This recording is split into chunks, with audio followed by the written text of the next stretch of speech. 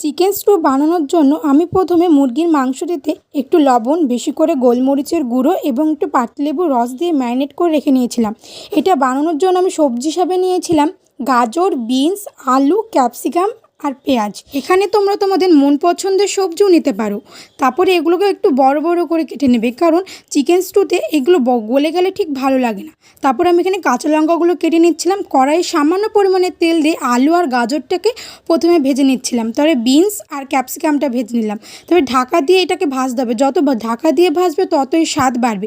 তারপরে পেঁয়াজ, কাঁচা লঙ্কা দিয়ে আমি ভালো করে আরও ভেজে নিলাম। ভেজে নিয়ে তুলে নিয়ে তারপরে একটু সামান্য পরিমাণে তেল দিয়ে আরও একটু মাংসটাকে ভেজে নিলাম। এই পিঠ করে 7 মিনিটের মতন ভেজে নেবে। এলাচ, দারচিনি, লবঙ্গ তেলে পরে দিয়ে আদা রসুনের পেস্ট দিয়ে সবজি আর মাংসগুলোকে ভালো করে কষে নেবে। কষে নেবার পরে গরম জল দিয়ে তাতে একটু ধনে আর জিরে গুঁড়ো দেবে, আর নামানোর সময় একটু বেশি পরিমাণে ঘি দেবে। ঘি দিয়ে নামিয়ে নেবে। Thank you for watching.